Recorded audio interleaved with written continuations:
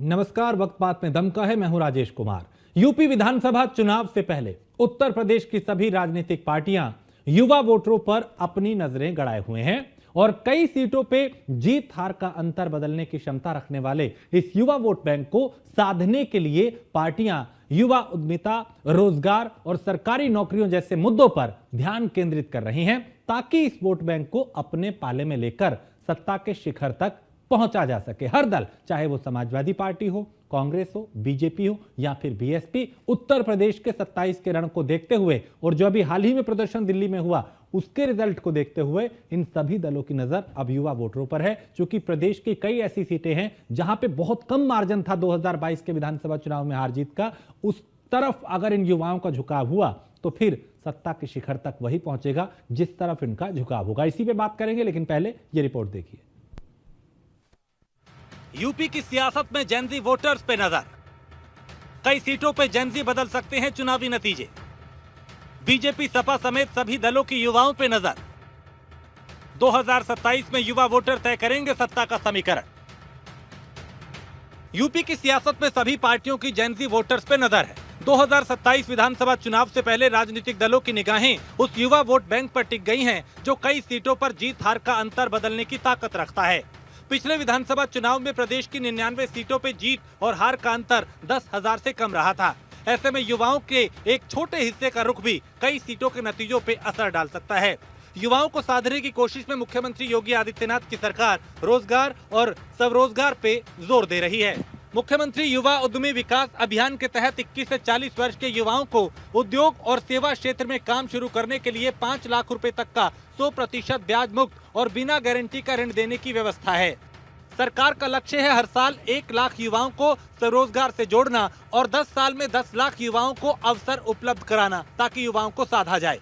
उत्तर प्रदेश में 2027 की जो चुनाव होने हैं, बिल्कुल जिस जिंजी की बात हो रही है कि 15% वोटर है और तमाम सारी सीटें ऐसी होती है जिन पे जीत और हार का आंकड़ा 10,000 के आसपास होता है, उससे भी कम होता है। बिल्कुल इन सीटों पे ये जिंजी का वोटर एक निर्णायक भूमिका निभाएगा, लेकिन जिन लोगों को लगता है कि जिंजी का जो वोटर है वो कहीं भारतीय जनता पार्टी से नाराज है, ऐसा बिल्कुल नहीं है।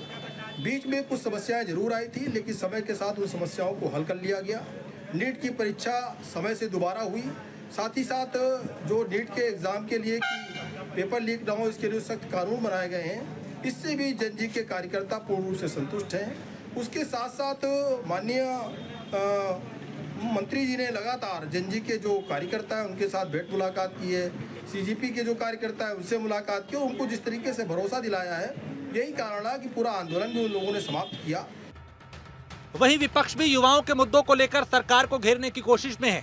अखिलेश यादव रोजगार, नौकरी और युवाओं से जुड़े सवालों को अपने राजनीतिक एजेंडे में प्रमुखता दे रहे हैं और पीडीए के जरिए युवा वर्ग तक पहुंच बनाने की कोशिश में हैं। बसपा सुप्रीमो मायावती भी हाल के दिन में सोशल मीडिया पोस्ट के जरिए पेपर लीक, बेरोजगारी, शिक्षा व्यवस्था और भर्ती परीक्षाओं में गड़बड़ी जैसे मुद्दे उठा रही है। कांग्रेस लगातार युवाओं की बात कर रहे हैं और राहुल गांधी युवाओं से संवाद कर उन्हें साधने की कोशिश कर रहे हैं। विपक्ष युवाओं की समस्याओं के समाधान और रोजगार के अवसर बढ़ाने की जरूरत पे जोर दे रहा है।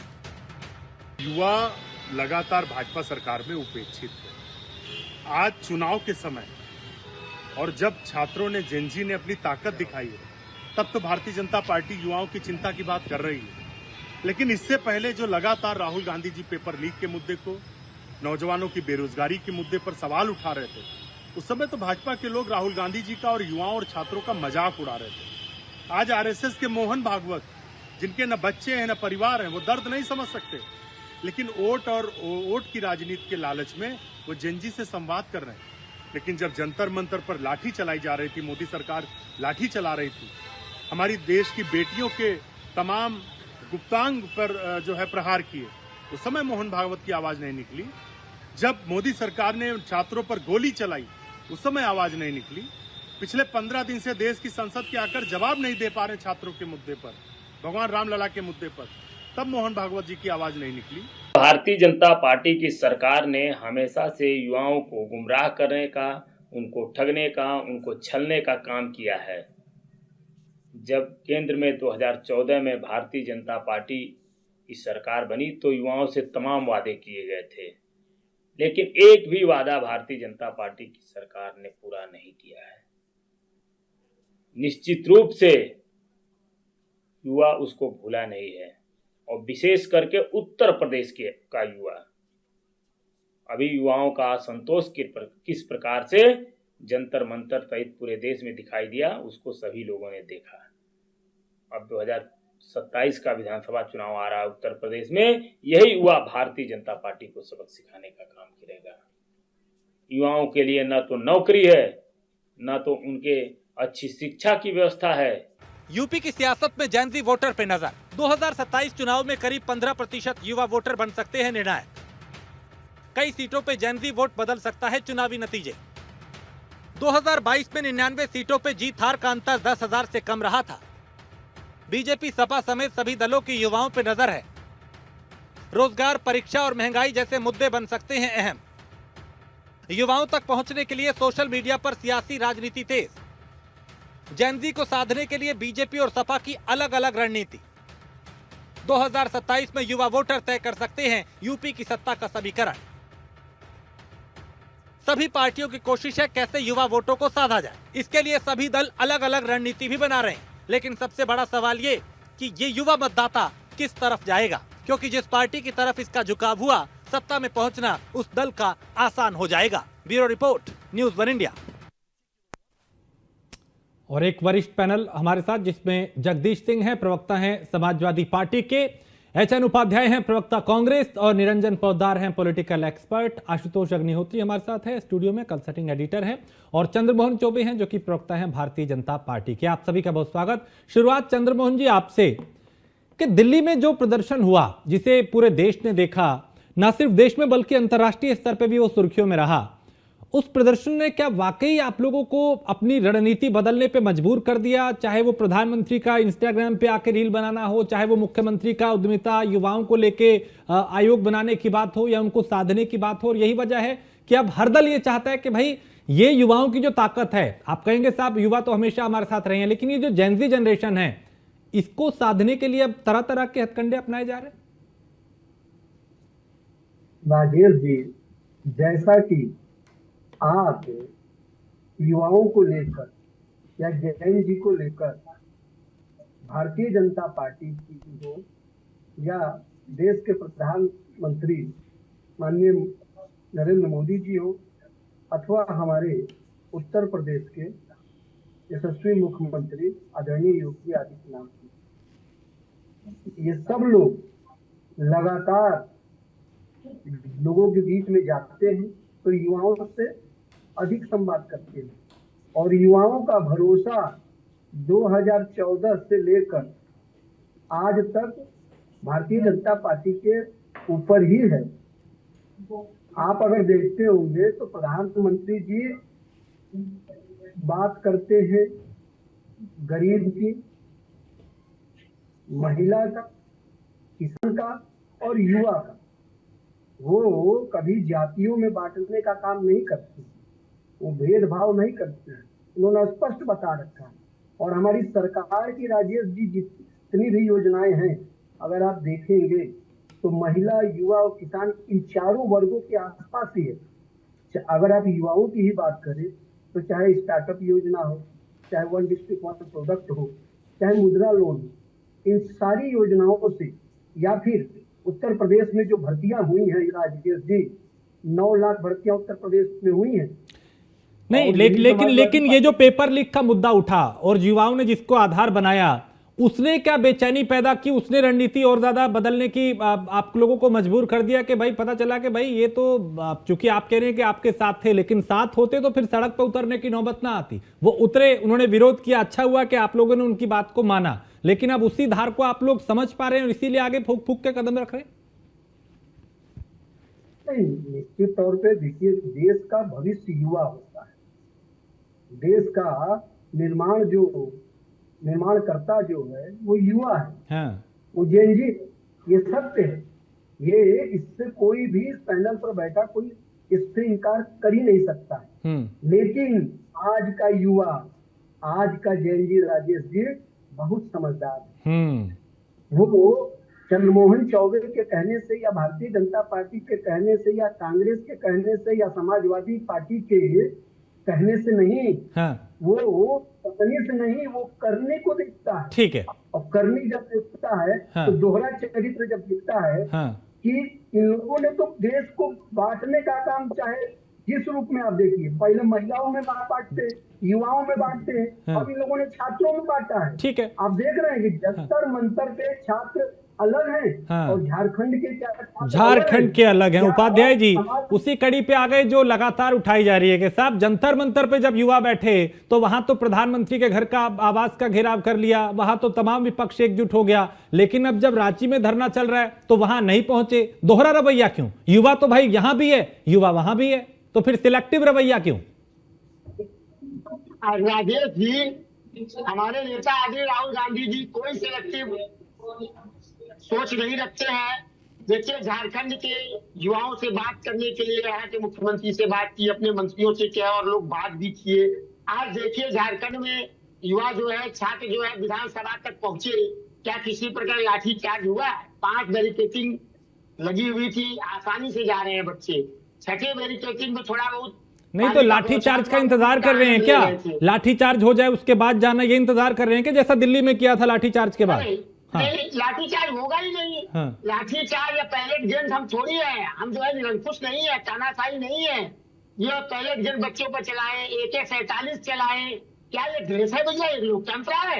ये हमारे छात्र हैं, इनको बातचीत से समझाया जा सकता है। देख रहे हैं कर्नाटक में मुख्यमंत्री DK शिवकुमार हो, चाहे आगे प्रियंक खड़गे जी हो, ये लोग जमीन पर बैठकर बच्चों से बात कर रहे हैं।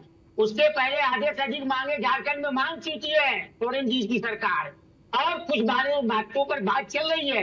ये तो भाजपा वाले सोच रहे थे कि जिस तरह से जंतर मंतर पर लाठीचार्ज हुआ, पैलेट गेंद हुआ, यहाँ भी हो। कुछ पत्रकार लोग भी पहुंच गए जो गोदी मीडिया के आप तो नहीं कर रहे हैं, लेकिन उनको वहां पर कुछ मसाला नहीं मिला। आज ही राहुल गांधी जी से पूछा गया तो उन्होंने कहा कि नहीं, बातचीत होनी चाहिए, जो छात्रों की बात है उसका निराकरण होना चाहिए। तो हो रहा है, वहां पर बात हो रही है। चौबे जी कुछ कहना चाह रहे हैं आप ही की बात पे, फिर मैं जगदीश जी आपके पास आ रहा हूं। हाँ बोलिए चौबे जी। नहीं देखिए, ये ऐसी बातें कर रही हैं, क्या इनको दोनों वो धरना प्रदर्शन में अंतर नहीं देखा? झारखंड में किसी भी छात्र ने भारत तेरे टुकड़े होंगे, अनुच्छेद 370 हटाओ, उमर खालिद जिंदाबाद, प्रभु श्री रामचंद्र जी को गाली, प्रधानमंत्री जी को गाली, हिंदू सनातन धर्म को गाली, मनुवाद जंग चलाएंगे, जंग चलाएंगे, AK-47 से आप जो करेंगे। कौन है आपके लोग जाकर नारा लगाते हैं हर जगह? भाजपा से जुड़े हुए उत्पाद में जाए, लेकिन हम ये नहीं कहेंगे कि ये पाकिस्तानी है, खालिस्तानी है, देशद्रोही है। छात्र तो छात्र, ये दिल्ली देखा, कांग्रेस का चेहरा देखा, कांग्रेस का चेहरा वहाँ पर चंद्रमोहन सिंह बौखलाइए, पूरे देश राहुल गांधी के साथ है, विपक्ष के साथ है। 2024 में उत्तर प्रदेश के चुनाव में सीट पर 2027 में 50 सीट चलाएंगे, तब आपको देश का मौत समझ में आएगा। आप पहले चलवाइए, AK-47 चलवाइए। आपने जो वादा किया उसके मुझे आपने वादा किया कि सब मुकदमे वापस ले लेंगे, फिर पुलिस उनको परेशान कर रहे हैं पूरा रूप से। यही जनता के प्रति आप चाहते हैं भारत को विकसित करने का, किसानों को ठीक है, दूर करने का। हाँ जगदीश जी, ठीक एक बार सबके पास। जगदीश जी, युवाओं की जो नाराजगी दिल्ली में थी इस्तीफे के बाद, एक सेकंड सर, हो गया सर, अभी एक बार सबके पास चले जाइए, फिर आप काउंटर कीजिएगा। चौबे जी प्लीज, और मेहमान भी हैं, एक बार उनके पास भी जाएं। आप दोनों काउंटर का समय मैं पूरा दूंगा एक दूसरे को, लेकिन जगदीश जी, क्या लगता है दिल्ली में जो युवाओं की नाराजगी थी वो अभी दूर नहीं हुई, और उसको भापते हुए चाहे राहुल गांधी हो, अखिलेश यादव हो या तमाम दूसरे दल, वो इसी युवा पीढ़ी पे फोकस कर रहा है, आप लोग भी कर रहे हैं, तो आपको लगता है क्या युवा अभी बीजेपी से नाराज है, या इस्तीफे के बाद वो नाराजगी दूर हो गई? निश्चित रूप से राजेश जी, बीजेपी से नाराजगी युवा की तब तक दूर नहीं होगी जब तक बीजेपी को सत्ता जीत नहीं गई, मोदी जी को की विदाई कर देगी, तब तक युवा शांत नहीं बैठे। क्योंकि ऐसा है कि इस सरकार ने जो है युवाओं का भविष्य लूटा है, युवाओं के सपने लूटे हैं, युवाओं को इस तरह से प्रताड़ित किया है कि इन्होंने नौकरियां जो है नीट की परीक्षाओं को मतलब सीट्स बेची है सरकार। सुनने में आ रहा है कि 50-50 लाख रुपए में एक एक सीट बिकी। तो ये सब भारतीय जनता पार्टी के बहुत लंबे स्तर पे भ्रष्टाचार है। और ये जो युवाओं के सपने हैं, जैसा कि हमारे भाई ने कहा, कांग्रेस प्रवक्ता ने, कि देश का भविष्य और भारतीय जनता पार्टी ने पूरे देश के भविष्य के साथ खिलवाड़ किया। तो युवा इससे चुप रहने वाला नहीं है। जिस तरह से बेरोजगारी, महंगाई, भ्रष्टाचार इस सरकार में बोलबाला है, आप समझिए कि ये एक मुझे बड़े एक मैं आपको उदाहरण दे दूं। अब ये उपाध्याय जी को बताना चाहिए कि ये सबसे ज्यादा नेहरू जी को दोष देते। मुझे हंसी आती कि 70 साल में नेहरू जी इतने खराब प्रधानमंत्री थे कि उन्होंने एक कार्यालय किसी जिले में कांग्रेस का नहीं बन पाया। भारतीय जनता पार्टी 10 साल की सरकार में इसने इस भ्रष्टाचार की अकूत कमाई से हर जिले में पूरे देश में 5 स्टार कार्यालय, कारपोरेट जैसे ऑफिस बने हुए। ये है भारतीय जनता पार्टी का भ्रष्टाचार। ये रियलिटी है हेमंत जी कि भारतीय जनता पार्टी ने पूरे देश को लूट लिया है। और अब कहने की क्या बात, जब भगवान राम को लूट लिया, जिनका भगवान का घर लूट लिया, तो अब आप इनको क्या कहेंगे? इनकी शर्म, इनके बारे में कोई बात करना बेकार है। जो बच्चों के खिलाफ पायलट्स गन और AK-47 का प्रयोग कर सकते हैं, जो एक दिन पहले वादा करने के बाद, बच्चों को आश्वासन देने के बाद किसी के साथ कोई मुकदमा नहीं चलेगा, उसके बाद उनके घरों में पकड़ पकड़ के भारतीय जनता पार्टी के गुंडे जाकर बच्चों के घर में उनसे वीडियो बना के उनसे माफी मंगवाते हैं, उनसे तरह तरह के वक्तव्य दिलवाते हैं। तो ये हो रहा है, भारतीय जनता पार्टी करवा रही है। तो जो ये अलोकतांत्रिक और क्या कहते हैं, देश को बर्बाद करने वाली भारतीय जनता पार्टी की पद्धति है, इससे देश का जो इन्होंने नुकसान किया, उससे युवा वर्ग देश का बिल्कुल हतोत्साहित है। और इनकी एक भी बात मानने को युवा बच्चे, छात्र कोई तैयार नहीं है। इनकी केवल और केवल ये है कि मुझे हंसी आ रही थी, मुझे एक बात पे बहुत हंसी आ रही थी। मोदी जी 10 साल के, अपने 11वां साल चल रहा है, 10 साल में कभी वीडियो बना के नहीं आए कि किसी को संबोधित किया कि भाइयों बहनों, माय डियर फ्रेंड्स करके आए और इतना घबरा गए कि उन बच्चों से कनेक्ट होने की कोशिश किया। उन्होंने कहा, देखिए एक बात सत्य है हेमंत जी, कि किसी के खिलाफ भी गाली गलौज की भाषा सभ्य समाज में स्वीकार्य नहीं, लेकिन मोदी जी को ये सोचना चाहिए था, जिसको 50 लाख की गर्लफ्रेंड कहा, अमेरिका जर्सी गाय कहा, वो भी किसी की मां। चलिए चौबे जी, आप ही की बात पे कुछ कहना चाह रहे हैं? हाँ चौबे जी। नहीं, देखिए हमको हंसी आ रही है कि ये आपको आएगी क्योंकि आप लोग बेशरम है, तो हंसी आएगी। गंभीर में आप युवा मुद्दे पे आप गंभीर नहीं चौबे जी। ये तो मुझे शर्म आ रही है, टीवी चैनल में आप बैठे हो और इतने बड़े बच्चों के भविष्य के इशू पर आपको हंसी आ रही है। तो ये आपका चाल चरित्र चेहरा है। आप अपने पार्टी का चरित्र दिखा रहे हो कि मैं आपके पारी में बोल नहीं रहा था और आप मेरे बीच में आ रहे हो हल्ला बोल करने। ये समाजवादी पार्टी का यही चरित्र है और यही चेहरा है, और वही आप चेहरा अपना डिबेट में दिखा रहे हो। आप बोल रहे थे तो मैं इशारा कर रहा था कि मुझे जवाब दीजिए, मैं बीच में बोल नहीं रहा था। ये होता है सभ्यता और ये होती है संस्कृति, लेकिन समाजवादियों के पास ये है ही नहीं, ये कहीं दूर दूर तक नहीं है। अरे होगी कहां? अभी आप देश की बात कर रहे थे, देश को बर्बाद करने की बात कर रहे थे। अरे पहले छात्र पे ही आइए, देश कभी और बात कर रहे हैं। ये सेल्फ सेंटर बनाने वाले तो होम सेंटर बना दिया, नकल अध्यादेश हटा दिया, उत्तर प्रदेश के छात्रों का भविष्य चौपट करने वाले हर हफ्ते या हर दूसरे तीसरे दिन पर्चा आउट होता था इनकी सरकार में। आज जिसको पेपर लीक बोलते हैं ना, उस समय पर्चा आउट होता था। और सुनिए, ये क्या बात करेंगे, ये देश की बात कर रहे हैं। जो आतंकवादियों पर से मुकदमे वापस लेने वाले, सीआरपीएफ रामपुर में हमला करने वाले आतंकवादियों से मुकदमा वापस लिया, संकट मोचन मंदिर पर हमला करने वाले आतंकवादियों पर से मुकदमा वापस लिया, प्रभु श्री रामचंद्र जी के जन्मभूमि पर हमला करने वाले आतंकवादियों पर से मुकदमा वापस लिया, लखनऊ कचहरी पर हमला करने वालों से कचहरी इन्होंने मुकदमा वापस लिया।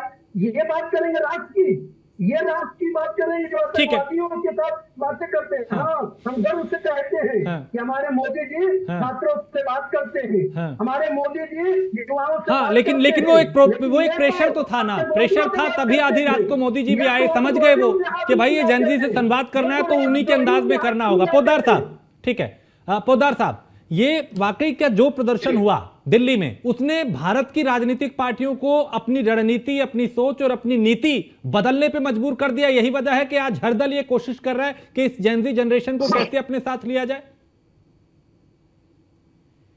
देखिए राजेश जी, ऐसा है कि हमारे यहाँ कहा जाता है कि जैसी दृष्टि वैसी सृष्टि। जिस दृष्टिकोण से आप चीज को देखने लगते हैं, तब कहीं ना कहीं वो चीज आपको उसी तरीके की नजर आने लग जाती है। यहाँ पे अलग अलग बिंदुओं को अगर आप एक साथ जोड़ देंगे तो मुझे ऐसा लगता है कि सही संदर्भ और सही विश्लेषण नहीं हो पाएगा। अगर हम बात करें केंद्र सरकार के खिलाफ जिस तरीके से प्रदर्शन हुआ और केंद्र सरकार को घुटने टेकने पड़े, वो एक अलग विषय था। अलग विषय इसलिए था क्योंकि जिस तरीके से लगातार ये जो पेपर लीक और परीक्षाओं के अंदर गड़बड़ी और केंद्र सरकार उसके अंदर जिस तरीके से दम्भ और जिसको कहते हैं घमंड के घोड़े के ऊपर सवार थी, बल्कि मैं तो ये कहता हूं कि जिस समय यूजीसी का मामला आया उसी समय धर्मेंद्र प्रधान जी का इस्तीफा केंद्र सरकार को ले लेना चाहिए था, क्योंकि भारतीय जनता पार्टी का सबसे बड़ा समर्थक वर्ग जो था उसके अंदर जितना बड़ा डेट धर्मेंद्र प्रधान के विभाग ने किया, उनको उसी की सजा मिलनी चाहिए थी। लेकिन उसके बाद में जिस तरीके से उत्तरोत्तर लगातार पेपर लीक और उसके अंदर भी जिस तरीके से पहले धर्मेंद्र प्रधान जी का जो बयान आया, नहीं कुछ भी नहीं हुआ, यानी कि एक हठधर्मिता की जो हद होगी, कहीं ना कहीं जो पूरे देश का जो छात्र वर्ग है वो इस चीज से बहुत आहत था। और आज भारतीय जनता पार्टी कहीं ना कहीं उसी को रिपेयर करने का प्रयास कर रही है, चाहे उसके अंदर प्रधानमंत्री जी का इंस्टाग्राम पे आना कहें, चाहे प्रधानमंत्री जी का माय फ्रेंड्स कहना कहें। लेकिन अगर आप कहें कि इसकी वजह से पूरे देश का जेन ज़ी भारतीय जनता पार्टी के विपरीत हो गया और अब वो विपक्ष के पास जाकर के बैठ जाएगा, मैं इस चीज से भी सहमत नहीं हूं। भाई आप एक बात बताइए, जिस तरीके से पिछले 2 साल के अंदर 2024 के लोकसभा चुनावों के बाद में जो उत्तरोत्तर जो चुनाव हुए हैं उसके अंदर अगर आप बात करें, अभी ताजा चुनाव की बात करें पश्चिम बंगाल का, उससे पहले बिहार का, उससे पहले हरियाणा का, उससे पहले महाराष्ट्र का और बीच में दिल्ली का, तो कहने का तात्पर्य ये है कि ये प्रदेश क्या जेन ज़ी रहित थे? इन प्रदेशों के अंदर वो युवा वोटर नहीं थे 20 से लेकर 25 वर्ष तक की उम्र के? तो अगर वो केंद्र सरकार से इतने खफा थे, इतने रुष्ट थे, तो मेरे हिसाब से तो सरकारें पलट जानी चाहिए थी। लेकिन जहां भारतीय जनता पार्टी की सरकारें नहीं थी वहां पे भारतीय जनता पार्टी की सरकारें बनी। हाँ, ये अलग बात है कि स्वेच्छा के हिसाब से आप उसका विश्लेषण कर देते हैं कि बंगाल में तो चुनाव चोरी हुआ, हरियाणा में चुनाव चोरी हुआ है, लेकिन उत्तर प्रदेश के अंदर भारतीय जनता पार्टी चुनाव चोरी नहीं करेगी, क्योंकि उत्तर प्रदेश में आकर के भारतीय जनता पार्टी ईमानदार बन जाएगी। और हर एक प्रदेश के अंदर आप देखेंगे तो कहीं ना कहीं यही पैटर्न रहा है। चुनाव से पहले हम जीत रहे हैं, भारतीय जनता पार्टी हारी है, चुनाव के बाद में तो चुनाव चोरी हो गया, एक पैटर्न पे। और रही बात, अब मैं बात करता हूं युवा वर्ग की सोच की, तो देखिए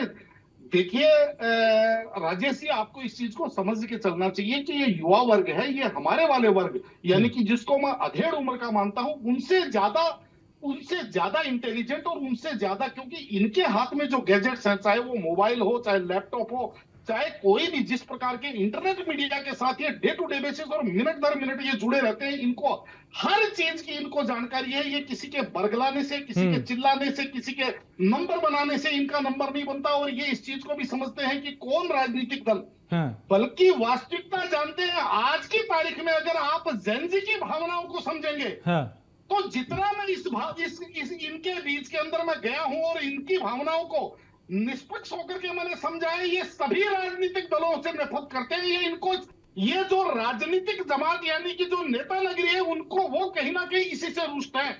और इसके अंदर चाहे भारतीय जनता पार्टी की बात कर लो, कांग्रेस की बात कर लो, आम आदमी पार्टी की बात कर लो, हाँ ये अलग बात है कि इस जेएनजी का जो नेतृत्व है वो जो जंतर मंतर पे बैठा है वो एक पार्टी से बायस्ड हो सकता है, और जो झारखंड के अंदर जो कर रहा है वो दूसरी पार्टी से बायस्ड हो सकता है। इनके अंदर जो नेतागिरी का जो कीड़ा चल रहा है और वो जो नेतृत्व कर रहे हैं वो किसी ना किसी पार्टी से प्रभावित, किसी ना किसी पार्टी के विरुद्ध कहीं ना कहीं बायस्ड होकर के काम कर रहे हैं। लेकिन जो वास्तविक इस देश के 20 करोड़ से ऊपर जो जेनजी हैं जो मतदान करेंगे, मैं उनकी बात कर रहा हूं। उनको आज की तारीख में जो भारत का जो राजनीतिक जो परिप्रेक्ष्य बन गया, राजनीतिक जो डिस्कोर्स बन गया है कि बोलना कुछ, करना कुछ, मुंह में राम बगल में छुरी, तो वो कहीं ना कहीं इस व्यवस्था से नफरत कर रहा है, वो इस व्यवस्था से खो खा रहा है। इसी का परिणाम है कि आप देखिए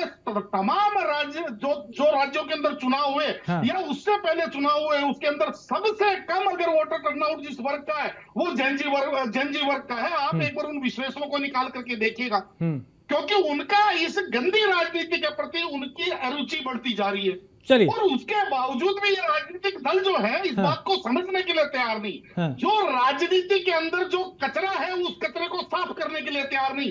ये केवल ये कहते हैं कि ये तेरी गंदगी, ये मेरी गंदगी, तेरा कुर्ता ज्यादा मैला, मेरा कुर्ता कम मैला। आज भी चाहे इसके अंदर देखिए, मैं एक बात और कहना चाहूँ, जल्दी से 2014 के अंदर जिस टाइम प्रधानमंत्री जी केंद्र के अंदर आए थे, एक लोगों को बहुत बड़ी उम्मीद थी और एक भारत के अंदर बड़े रेवोल्यूशन की बात थी। लेकिन वास्तविकता ये हुई कि आज लोग उनसे भी निराश है कि उन्होंने भी उसी सिस्टम में कुछ पुल और बना दिए, कुछ सड़कें और बना दी, कुछ फ्लाई और बना दिए, कुछ कॉलेज और बना दिए, कुछ मेडिकल कॉलेज और बना दिए। लेकिन जो भारत की जो व्यवस्था है, भारत का जो इकोसिस्टम है, इसको वो ठीक नहीं कर पाए। जिस तरीके से आज भ्रष्टाचार का स्थानीय स्तर, ठीक है, आप ये कह रहे हैं कि वो इकोसिस्टम में अभी कमियां बहुत सारी हैं। आशुतोष जी, आप पोद्दार जी की बात से सहमत हैं? आपको लगता है कि नहीं साहब, अभी का जो दिल्ली में हुआ उसने वाकई बदलाव लाया और युवाओं की सोच बदली? और बात से इसलिए कनेक्ट है राज्यों से क्योंकि राज्यों में भी पेपर लीक हुए हैं, यूपी में भी कई पेपर लीक हुए हैं, और यूपी सरकार ये जानती है, इसलिए भी उनको पता है कि भाई कहीं वो नाराजगी आगे चुनाव में ना देखी जाए। ऐसा नहीं है कि राज्यों में चुनाव जो है पेपर है वो लीक नहीं हुए, केंद्र के अलग है, राज्यों के अलग है। आशुतोष जी, मैं पोद्दार साहब की बात से ही आगे लेके चलता हूं। पोद्दार साहब ने यहां पर छोड़ा कि जो आज का युवा है उसके लिए वर्तमान सरकार ने एक ठोस रणनीति नहीं बनाई, जिससे कि जो यूनिवर्सिटी से निकल करके छात्र सामाजिक जीवन में जब पहुंचता है तो उसको रोजगार मिले। रोजगार केवल सरकारी नौकरियों तक ही सीमित नहीं होता है। रोजगार का मतलब यह भी होता है कि आपके जो शैक्षिक संस्थान हैं उन संस्थानों में रोजगार परक वो शिक्षा दी जाए, उस तरीके से छात्रों को ट्रेंड किया जाए कि उनके पास में जब वो बाहर निकलें तो भटकने की जगह ना हो, वो अपना भी अगर कोई भी काम करना चाहें, शुरू करना चाहें, कोई स्टार्टअप शुरू करना चाहें तो उसमें भी आगे बढ़ें।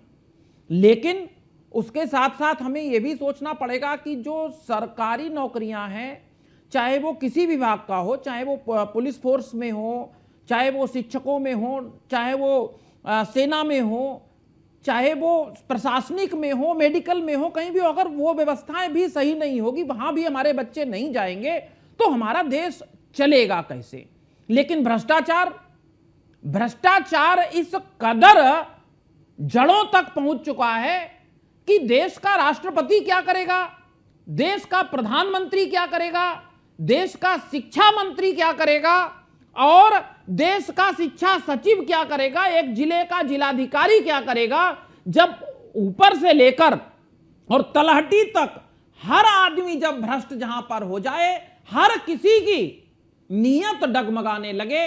और हमारे जो राजनीतिक दल हैं जिनके ऊपर जिम्मेदारी है इस भ्रष्टाचार को खत्म करने की, वो ढोल और तमाशा लगा करके ये कहना शुरू कर दें कि साहब अगर बच्चे भड़क रहे हैं, अगर बच्चे गुस्सा हो रहे हैं, तो जो पोद्दार साहब ने बात कही उसी बात को आगे बढ़ाऊंगा कि अगर झारखंड में चल रहा है प्रदर्शन तो बहुत बढ़िया है, कोई दिक्कत नहीं है साहब, वहां नहीं जाएंगे बच्चों का समर्थन करने के लिए। लेकिन जंतर मंतर पर अगर इस प्रकार का प्रदर्शन होगा तो जाएंगे। मेरा कहने का मतलब है कि जो बच्चा है वो बच्चा ना सपा का है, ना भाजपा का है, ना कांग्रेस का है, ना समाजवादी पार्टी का, ना बहुजन समाज पार्टी का, ना आम आदमी पार्टी का। हाँ। बच्चे तो हमारे और आपके हैं। हाँ। और हमारे और आपके बच्चे अगर अपनी समस्या को लेकर के, अपने फ्यूचर को लेकर के आवाज उठा रहे हैं तो हमें सोचना पड़ेगा ना कि क्या हम बच्चों को राजनीतिक टूल बनाने का प्रयास करेंगे? नहीं करना चाहिए। सबसे पहले मैं कहूंगा चंद्रमोहन साहब को कि चंद्रमोहन साहब ये बात बिल्कुल सही है, अगर धर्मेंद्र प्रधान ने उस समय अपनी जिम्मेदारी को समझते हुए, जब यूजीसी में एक नया नियम लेकर के आए थे, यूजीसी एक्ट 2026 का, अगर उस समय संशोधन वाला जब हुआ था और विरोध की आवाज उठी हुई थी, उस समय कुछ नहीं किया जाता, धर्मेंद्र प्रधान के थोड़े से पर कतर दिए जाते तो इतना बवाल नहीं होता। और जब नीट का पेपर लीक हुआ तो उस पेपर के लीक होने के बाद अगर धर्मेंद्र प्रधान से स्पष्टीकरण प्रधानमंत्री मांग लेते और उनसे कहते कि भाई घर जाओ, आप मंत्रालय संभालने लायक नहीं हो, तो जो मोदी जी के प्रति लोगों की एक निष्ठा थी वो यहां से और यहां पहुंच जाती। बाद में आना पड़ा और उन्होंने आकर के बयान दिया, लेकिन तब तक तो तीर कमान से निकल चुका था। अब आता हूं मैं जगदीश सिंह साहब के पास में।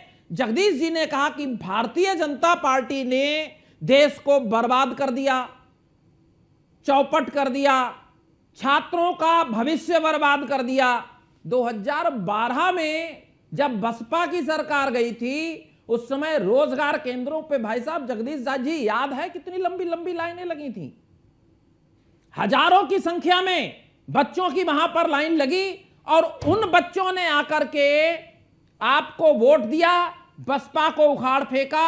अखिलेश यादव उस समय 2012 में युवा थे और उनके नेतृत्व में सरकार बनाई। आपने क्या किया? सरकार बनते ही पुलिस भर्ती परीक्षा, उसका पेपर लीक हो गया। क्या उस समय आपने उत्तर प्रदेश के शिक्षा मंत्री से इस्तीफा लिया? नहीं लिया ना। उसके बाद में हमारे हमसे अगर नाराज था अग्निहोत्री जी, आप आगे सुन लो ना भाई। 2015 में यूपी, अरे सुनो, 2015 में बात पूरी हो जाने दो भाई। आपकी आदत है कि आप विपक्ष को ही, अरे विपक्ष की बात कहां से आ गई? मैं उसी मुद्दे पे आ रहा हूं ना, बात सुन लो ना भाई। 2015 में यूपी पीएससी का परीक्षा का जनरल का पेपर लीक हो गया। आपकी सरकार को युवाओं ने बड़ी उम्मीद के साथ लेकर के आए और आप उनकी अपेक्षाओं पर खरे नहीं उतरे। भाजपा की सरकार आ गई। भाजपा की सरकार के कार्यकाल में भी ये गतिविधियां हो रही हैं तो उनको उसका भुगतना पड़ेगा श्रेय। अब आते हैं कांग्रेस पर। उपाध्याय साहब, राहुल गांधी जी जब प्रधानमंत्री के आवास पर धरना प्रदर्शन करने के लिए पहुंचे थे तो अगर उनकी निष्ठा सही होती तो प्रधानमंत्री के आवास पर प्रदर्शन से पहले वो जंतर मंतर पर छात्रों के साथ जाते और ये कहते कि छात्रों की आवाज हम उठाएंगे और इनके साथ होंगे। आपकी पार्टी से ही रवि सिंह साहब बैठे हुए थे यहां डिबेट में। राजेश भाई, आपको याद होगा मैंने कहा था कि कांग्रेस इन बच्चों का साथ क्यों नहीं दे रही। आपको पता ही नहीं था कि जैन जी का आंदोलन इतना बड़ा हो जाएगा। आपको लगा कि इन बच्चों के साथ खड़े हो जाएंगे तो हमारी दिक्कत हो जाएगी, क्योंकि आम आदमी पार्टी से कहीं न कहीं अंदर से जुड़े हुए हैं। लेकिन जब आपको लगा कि आंदोलन बहुत बड़ा हो रहा है तो इसकी श्रेय लेने के लिए आप वहां पहुंच गए। तो झारखंड भी जाओ ना भैया बच्चों के लिए। बिल्कुल बिल्कुल। पंजाब जाओ, केरल में बवाल हो रहा है वहां जाओ। मैं कह रहा हूं राजेश भाई कि इस देश की सियासत ने बच्चों के साथ में गलत किया और उसका सजा, उसका जो आक्रोश निकल करके आ रहा है वो एक आप सब लोगों के सामने है। और ये जो यूथ है ये पारंपरिक जाति धर्म ठीक है और परिवार के नाम पर वोट नहीं देता। ठीक है, ये तुरंत निर्णय लेता है और जो मेन मुद्दे होते हैं उनके आधार पर कार्रवाई करता है और वो सामने दिखता है। जगदीश सिंह कुछ कहना चाह रहे हैं? जगदीश जी, कहना ये चाह रहा था राजेश भाई, जैसे कि अभी भारतीय जनता पार्टी के चौबे जी ने कहा कि हमारे टाइम में होम एग्जामिनेशन, हमने वही किया ना, तो जनजी मांग रहा था, जो छात्र नौजवान मांग रहा था, वही हमने किया। हमारे खिलाफ तो कोई आंदोलन नहीं हुआ। और आज जो है हम सरकार में कब रहे हैं? 2017 में रहे हैं।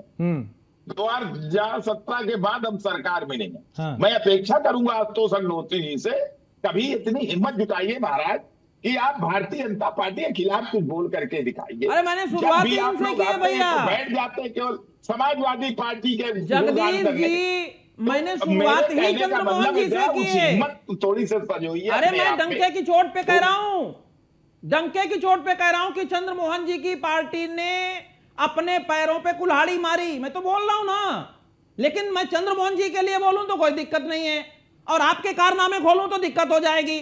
आपने कहा भारतीय जनता पार्टी ने, अरे सुनो भाई, सुनो, अरे सुनो जगदीश जी, भारतीय जनता पार्टी ने, आपने अभी कांग्रेस का नाम लेकर के कहा। अब सुनिए, बहुत खरी खरी सुन लीजिए जगदीश जी, नैतिकता मत पढ़ाइए, बहुत खरी खरी सुन लीजिए। सुनिए सुनिए सुनिए, अरे सुनने की आदत डालो भाई, सुनने की आदत डालो।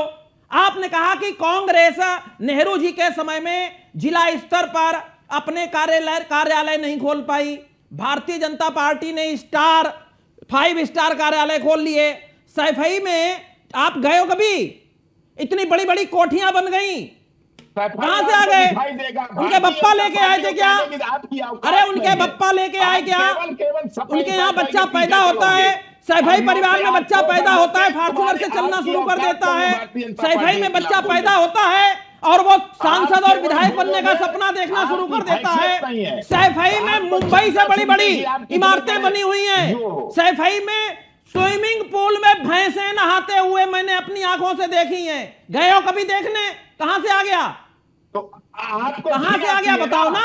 अगर भैंसे नहाती है गरीब के, अरे कहां से आ गया उसका जवाब दो ना भाई। सैफई महोत्सव हुआ करता था, 300 करोड़ रुपए 15 दिन में उड़ाया था। अब कहां गया सैफई महोत्सव? अरे समाजवादी पार्टी के नेताओं के द्वारा जो सैफई महोत्सव किया जाता था, अब कहां गया? सलमान खान क्यों नहीं आते वहां? माधुरी दीक्षित क्यों नहीं आती वहां? रणबीर कपूर क्यों नहीं आते वहां? बुलाओगे? बात कर रहे हो? हमारे टाइम में मत बोलिए। अरे बात बताओ ना, हमें जवाब दो। आप जवाब दो, सैफई महोत्सव क्यों नहीं होता वहां? क्यों नहीं करोड़ों खर्च होते? क्यों हवाई जहाज नहीं उतरते? जवाब दो। अरे जरा बीजेपी से पूछ के। अरे मैं तुमसे पूछ रहा हूं भाई, आप ये टीवी में सवाल आप उठा रहे हो, सवाल आप उठा रहे हो। आप कह रहे हो कि बीजेपी से नहीं पूछते हो। मैंने बीजेपी से पूछा, आप सामने आओगे नंगे हो जाओगे भाई साहब। आपका टीवी में बैठना खत्म हो जाएगा। आप जवाब दो ना। जनता पार्टी का मैं यहीं बैठूंगा। आपकी सरकार में इटावा में रह करके आपके सैफई महोत्सव का पोस्टमार्टम करके आया था। आप गूगल सर्च कर लेना। हाँ, चंद्रमोहन जी कुछ कह रहे हैं। चौबे जी चेहरे में दिखाई देती है। चौबे जी, तानाशाही, भारतीय जनता पार्टी का डर नहीं सर, जब देखिए बीजेपी का जब होता है उनको भी आईना दिखाया जाता है, और उन्होंने शुरू में अपनी शुरुआत की। लेकिन अभी चौबे जी कुछ कहना चाह रहे हैं। मैं आ रहा हूं उपाध्याय जी आपके पास। लगभग 2 साल से मैं प्रवक्ता हूं। कोई बात नहीं सर, निजी टिप्पणी नहीं। हाँ चौबे नहीं, वो लगता है सर, जब अपने आप को वो थोड़ा सा हो ना, जब खुद पे सवाल उठे तो फिर मेरे टाइम में बोलने का किसी को अधिकार नहीं है। मैं बोल रहा हूँ तो ये कौन भारतीय जनता पार्टी के प्रवक्ता है आशुतोष अग्निहोत्री की? हमारे अरे भैया नाम नीचे पढ़ लो, जगदीश जी नाम नीचे पढ़ लो। कंसल्टिंग एडिटर हूं मैं चैनल का। आपसे सवाल पूछने का हक है मुझे। बिल्कुल आप सवाल पूछिए, मगर दम रखिए। भारतीय जनता अरे तो मैं सवाल, आप जवाब दो ना। आप कंसल्टिंग, मैं आपसे पूछ रहा हूं, मैं अभी उनसे पूछ रहा था, वो बताएंगे आपको कि उन्होंने अपने पैरों को कुल्हाड़ी क्यों मारी। और मैं आपसे पूछ रहा हूं, पूछते हुए केवल सपा विपक्ष की बुराई के अलावा आपने जिंदगी में कुछ सीखा नहीं। नहीं, ये गलत है। आप सर पिछली कुछ डिबेट देखना, जब बीजेपी को आईना दिखाया जाता है और जब उनकी कमियां सामने। अभी चौबे जी कुछ कहना चाह रहे हैं। मैं आ रहा हूं उपाध्याय जी आपके पास भी, आपका भी जवाब लेंगे। चौबे जी की सुनिए, आपको आपके लिए चौबे जी भी बहुत देर से सुन रहे हैं ना सर आपको, तो आपको भी उनको सुनना पड़ेगा। बोलिए सर।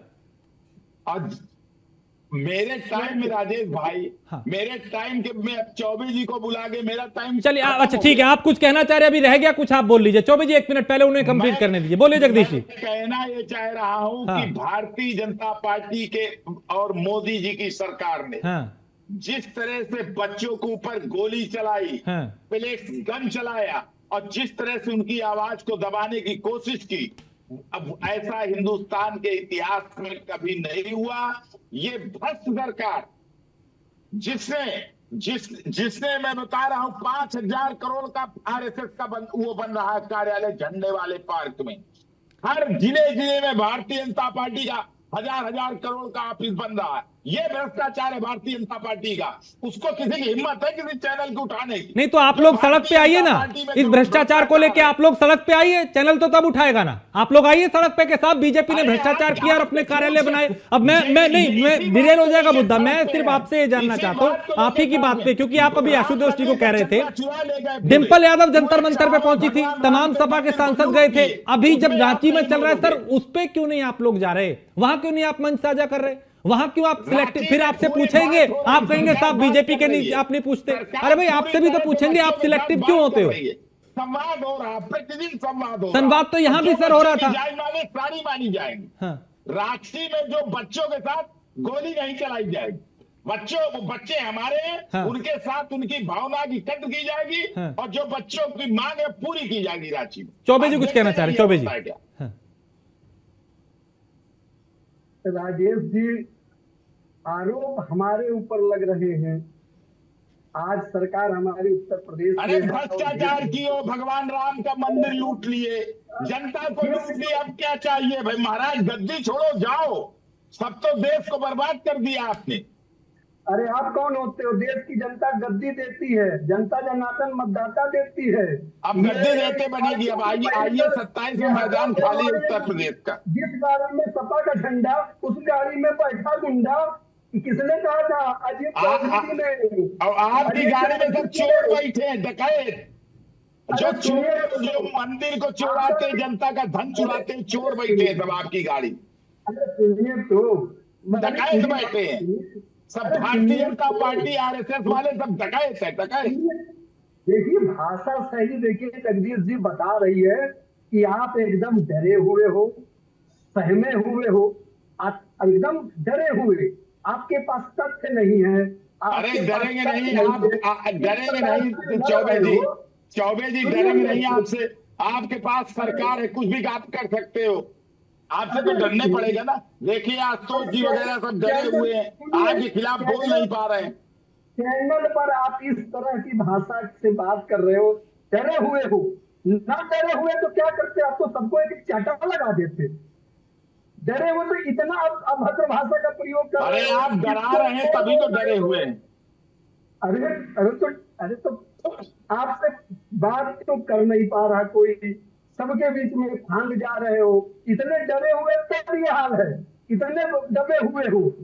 और कहीं अगर समाजवादी की सरकार होती तो क्या होता? हमारी आवाज छीन दिए गए होते, चैनल को बंद करा दिया गया होता। याद है ना शाहजहांपुर में वो पत्रकार जिसको जिंदा जला दिया गया था? भूल गए कि याद है? अगर भूल गए हो तो अभी भी याद कर लो। शाहजहांपुर जगह था वो पत्रकार था जिसको आपके लोगों ने जला दिया था जिंदा। याद है? नहीं, ये तो थोड़ा याद कर लीजिएगा, फिर समय आपको मिलेगा बहुत। और सुनिए, रही बात शिक्षा पर, आप किस आधार पे बात कर रहे हो? नकल अध्यादेश किसने हटाया था? होम सेंटर किसने बनाया था? और 2012 से लेके 17 तक कोई परीक्षा नहीं। हमने बनाया, लेकिन एक भी बच्चे ने विरोध नहीं किया, एक भी व्यक्ति ने विरोध नहीं किया। और आपने जो लूटा बच्चों के भविष्य को, बच्चों के सपनों को लूटा। अरे भाई विरोध कहां से करेगा? जगदीश जी, आपको जगदीश जी, चंद्रमोहन जी एक मिनट, चंद्रमोहन जी, चंद्रमोहन जी एक मिनट। आप भूल गए हो, लेकिन इस देश का जागरूक जैन जी ना, उसके हाथ में मोबाइल है। हम जो बोल रहे हैं वो तुरंत ढूंढ लेगा, और आप जो बोल रहे हो वो भी ढूंढ लेगा। बिल्कुल, आज का युवा ज्यादा जागरूक है। वो आपकी और जगदीश जी की बातों को अच्छी तरह समझता है कि भैया कौन किनके हित में है और कौन अपने मतलब के लिए बात कर रहा है। उपाध्याय जी कुछ कहना चाह रहे थे, फिर मैं पोद्दार जी आपके पास आता हूं। उपाध्याय जी, सवाल तो बार बार वही पूछा ही जाएगा ना भाई, युवाओं का मुद्दा उठाने वाले युवाओं के मामले पे सिलेक्टिव हो जाते हैं।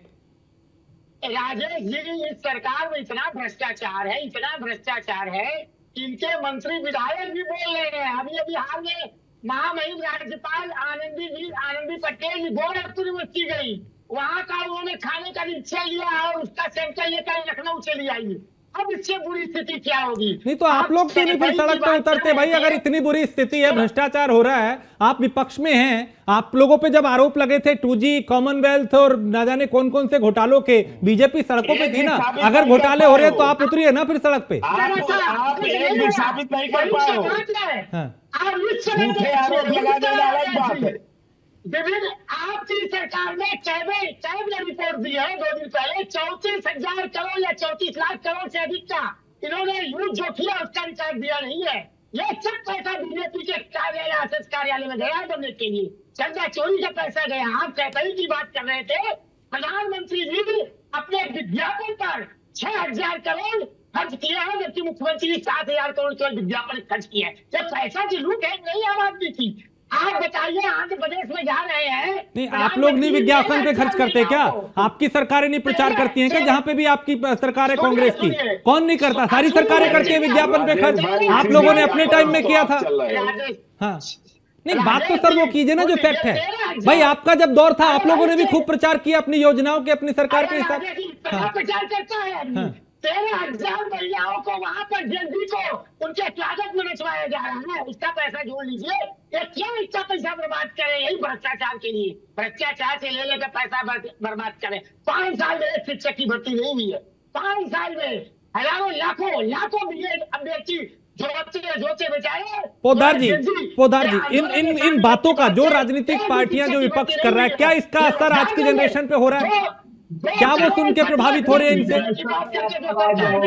निरंजन पोद्दार,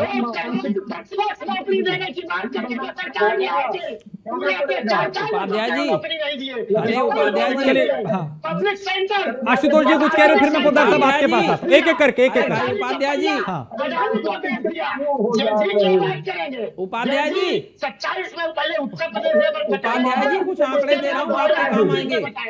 अरे उपाध्याय जी, उपाध्याय जी कुछ आंकड़े दे रहा हूँ। अरे उपाध्याय जी कुछ आंकड़े दे रहा हूँ, आपके काम आएंगे। एक मिनट उपाध्याय जी, सुनने का भी सर थोड़ा सा एक बटन ऑन कीजिए, बोलने का बंद एकदम। उपाध्याय जी लगातार नहीं बोलना। ठीक है, हो गया उपाध्याय जी कुछ आंकड़े दे रहा हूँ, सर जल्दी से। समय थोड़ा कम है, जल्दी से सर। हाँ अच्छा ठीक है, कुछ आंकड़े सुन लीजिए जरा, काम आएंगे आपके। उपाध्याय जी कुछ आंकड़े दे रहा हूं, काम आएंगे, सुनिए। डीएबीपी आरटीआई के आंकड़ों के अनुसार यूपीए सरकार ने अपने 10 वर्षों के कार्यकाल में प्रिंट, इलेक्ट्रॉनिक और आउटडोर विज्ञापन पर 2,658 करोड़ रुपए खर्च किए। 2,658 करोड़ रुपया खर्च किए, ठीक है। उसके बाद में प्रिंट एवं इलेक्ट्रॉनिक मीडिया को इन्होंने दिए 2,658 करोड़ रुपया और इलेक्ट्रॉनिक मीडिया पे दिए 3,582 करोड़ रुपया। टोटल कर लीजिएगा कितना है। और अन्य साधनों पर भी इन्होंने जो खर्च किया है वो किया है 3,580 करोड़ रुपया। तो 3,580 एक जोड़ लेना, 2,658 एक जोड़ लेना, 3,582 एक जोड़ लेना। तो ये सरकार ने, आपकी सरकार ने भी खर्च किया। वृद्धि हुई, इनका 1000 गुना चंदा वृद्धि हो गई। 150 करोड़ से 1,000, 8,000, 9,000 करोड़ इनका पैसा। चलिए ठीक है, नहीं देखिए ये आंकड़ों की बात है, इसे भी मानना पड़ेगा कि भाई सरकारें खर्च करती हैं अपने अपने हिसाब से। ऐसा नहीं है कि आपने नहीं किया। अगर सरकारें अगर विज्ञापन पर खर्च करती हैं तो विपक्ष में आप लोग बैठे हो सदन में, समय समय पर उसका ऑडिट कराओ, उसकी जानकारी करो।